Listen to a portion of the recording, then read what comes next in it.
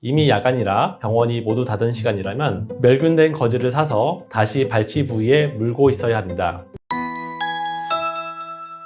안녕하세요. 올바른 건강학교 구독자 여러분, 사랑니 이별 전문가 조현우 원장입니다. 지난번에 이어서 3부에서는 사랑니 발치 후 관리에 관하여 좀 더 자세하게 이야기해 보려고 합니다.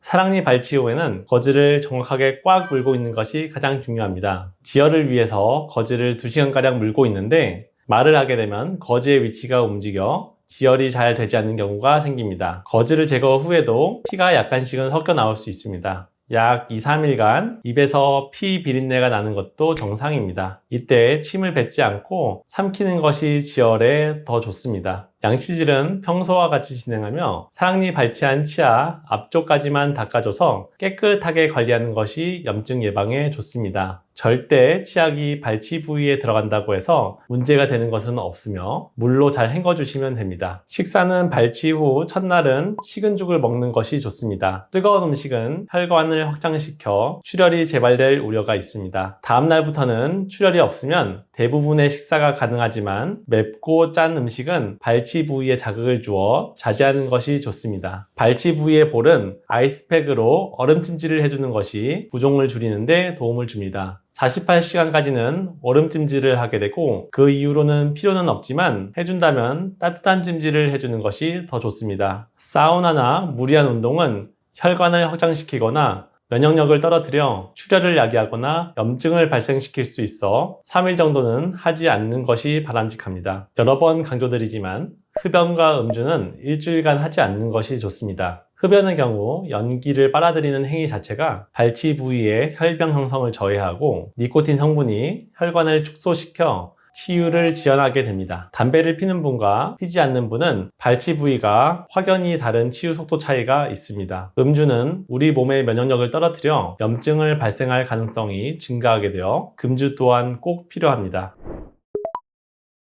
거즈를 2시간가량 물고 난 후에도 계속 출혈이 있는 경우 약간의 피 비린내는 상관없으나 가만히 있으면 입안에 흥건이 고이는 경우는 다시 치과에 가보셔야 합니다. 이미 야간이라 병원이 모두 닫은 시간이라면 멸균된 거즈를 사서 다시 발치 부위에 물고 있어야 합니다. 대부분의 지혈이 안 되는 문제는 발치 부위 말고 다른 부위를 물고 있었거나 너무 느슨하게 물고 있어서 그런 경우가 많으므로 거즈를 엄지손가락만하게 말아서 거울을 보고 가장 깊숙한 사랑니 발치 부위에 꽉 물고 있는 것이 중요합니다. 입이 잘 안 벌어지는 개구장애의 경우 손가락 2개를 앞니에 넣어 봤을 때 안 들어가는 정도라면 치과에 다시 방문하는 것이 좋습니다. 원인은 2가지 정도를 생각해 볼 수 있는데 발치 시 장시간 입을 벌리거나 아파서 꽉 물고 있었던 경우 저작근의 통증으로 입이 벌어지는 데 제한될 수 있고 근육 부위의 염증으로 입이 잘 안 벌어지는 경우도 있습니다.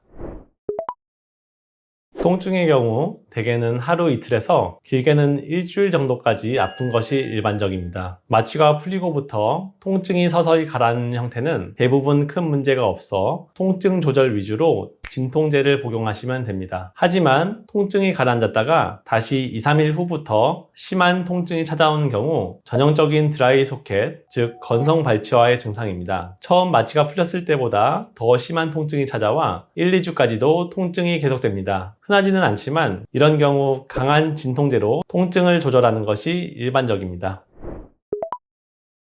사랑니 발치 후에는 치과에서 일반적으로 감염 예방을 위해 항생제, 통증 조절을 위해 진통제, 그리고 소화제 이런 식으로 약을 처방합니다. 그런데 치과에서 복용 설명을 해도 어떤 환자의 경우 간밤에 너무 아파서 처방해준 약을 이틀치를 먹었다는 이야기를 하는 환자도 있습니다. 통증이 심한 경우 같은 진통제를 여러 번 먹는 것보다는 다른 계열의 진통제를 교차 복용하는 것이 좋습니다. 이 세상에 진통제는 수천 종류가 있고 우리가 뇌에서 통증을 느끼는 복잡한 기전 속에서 어느 한 부위에 작용하여 작동하는 원리가 다릅니다. 따라서 치과에서 처방해준 약을 먹고도 계속 아픈 경우 흔하게 구할 수 있는 타이레놀이나 다른 계열의 진통제를 교차 복용하는 것이 좋습니다. 예를 들어서 치과에서 처방해준 약을 적어도 4시간 이상 간격으로 복용하고 그 중간에도 통증이 있으면 1-2시간 후에 다른 진통제를 교차 복용하는 것으로 생각하면 될 것 같습니다. 발치 후 2-3시간 후에 마취가 풀리고 어느 정도 지혈이 되고 나면 식사가 가능합니다. 사랑니 발치는 환자에게 큰 긴장 상태였기 때문에 잘 먹고 잘 쉬는 것이 회복에 가장 중요한 부분입니다. 하지만 입안을 수술했기 때문에 잘 먹는 것은 어렵겠지만 당일에는 식은 죽을 먹는 것이 가장 좋습니다. 뜨거운 음식은 혈관을 확장시켜 재출혈이 될 수 있어 피하는 것이 좋습니다. 입맛이 없는 경우 의외로 아이스크림이나 차가운 음식을 먹는 것도 부종을 줄여줘 유리할 수 있습니다. 사랑니 발치에 대해 주위에서 들은 많은 이야기들로 주저하는 경우가 많습니다. 그 이유는 다양한데요. 통증, 공포, 치과 소리, 치과 냄새, 신경 손상과 같은 합병증, 담배를 못 끊어서, 술을 못 끊어서, 마음의 준비가 안 돼서 등등으로 사랑니 발치를 미루게 됩니다. 세상에는 사랑니 발치를 미루다가 신경치료를 하거나 발치를 하고 임플란트까지 하게 되는 슬픈 사연이 너무 많습니다. 이 영상을 보시는 올바른 건강학교 구독자 여러분도 많은 고민으로 이 영상을 찾아보았을 것이라 생각합니다. 사랑니 발치를 고민 중이라면 너무 늦지 않게 사랑니 발치 전문 치과와 상담하고 발치가 필요한 소견이라면 미루지 마시고 진행하길 권해드립니다. 지금까지 사랑니 이별 전문가 조현우 원장이었습니다. 감사합니다.